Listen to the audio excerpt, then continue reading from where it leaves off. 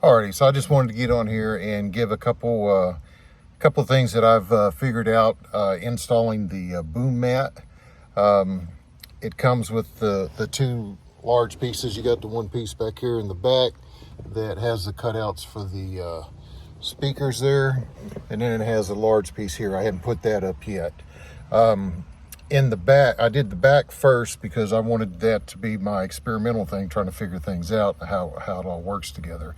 As you can see, I put the strips back here. There's two skinny strips, one for each side. I put those on in the back, and in the center strips, you cut them, measure them, put them all up there. I'm thinking that if I was doing it all over again, I would actually shorten those strips a little bit on the down here on the ends, like it back in the back, back there, back towards the back glass. And the reason for that is so that the big mat has more of the actual hard top to stick to, instead of just sticking to this stuff here. What I'm going to do in the front different that I did in the back is I'm not going to put these skinny pieces on here, because I think by the time this mat comes across here, it's gonna be pretty even anyway, and I want it to have, you know, good solid top to stick to instead of just this, because as you can see the way that worked out in the back. See how the top, it's kind of hard to do this. See how the top back here, right here, just comes to the edge of this strip here on the side there, which I mean, that stuff is sticky. It is sticky. So you gotta really, you know, have it right where you want it when you press it up there. You can kind of play with it a little bit, move it a little bit, you know, pull it back off a little bit, but not too much, because if you're pressing it up there, you want to be very, very light pressing it up at first until you're sure you lined it up, then press it in hard. But that's just a couple things that I would have done different in the back. Is I don't think I would have even put these skinny pieces on the sides. I'd have left that off so that big mat would have all that to stick to around the edges, and then also, you know, all around the circumference of the outside of it. That way there's more of the roof for it to stick to. I can't see that little bit of, I mean, maybe it does, but I can't see that that's really going to make that much of a difference just around the outside edge, having that skinny piece on there. And then the other thing I did up here, after what I learned in the back, is I came, rather than coming to the edge of this, or even to here with these, I stopped about 3/4 of an inch from the end. That way when I stick that foam, the headboard up here, the headliner, the Boom Mat, it'll have all this to stick to. I did use I watched the YouTube video of the other gentleman, and I'll put their link.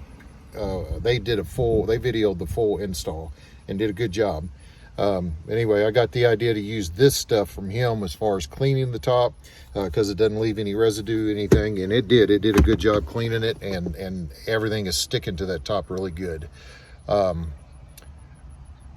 was probably about the one thing I did learn from them guys is you can't put this on the big top. You can't put the thick part on with the hard top on.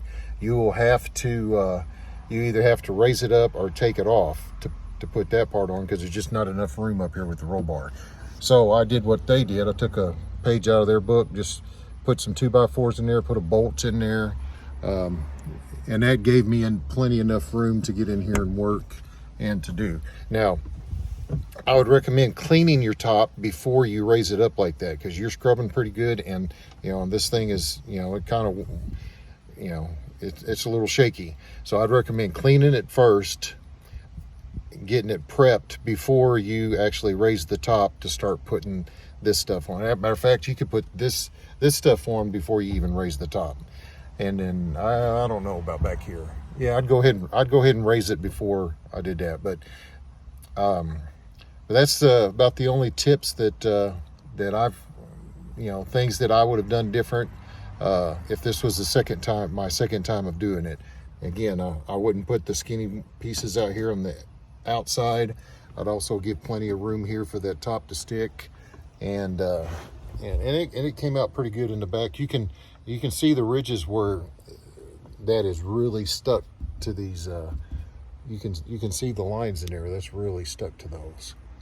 So, but it, you know, came out pretty good. I'm pretty happy with it so far. I mean, it's really deadened the sound in here already, just that, having this part on here. So I can imagine when I get the rest of this on here, it's going to really make a big difference. It was really echoey in here. You guys know, if you got a hard top in your Jeep, you know what it sounds like. So anyway, I just wanted to give a couple pointers to things. I mean, you can, you know, take it or leave it. You can put these on here if you want. Just for me, I'm not going to put them on the front. I kind of wish I wouldn't have put them in the back, but so now I'm repeating myself. Anyway, you guys have a good one. It's still some pretty Jeeping weather out here. I'm hoping to get out and go tonight. I got a Banks Monster cat back exhaust to put on for the rest of the day. I may film some of that. I don't know. That's pretty straightforward. But so I'm anxious to get that on. Got a friend that's got one on his, and it sounds really good. And people driving down my street, like they can just drive down the street anytime they want to. Anyway, peace, love, and chicken grease. Good Jeeping. All right, bye-bye.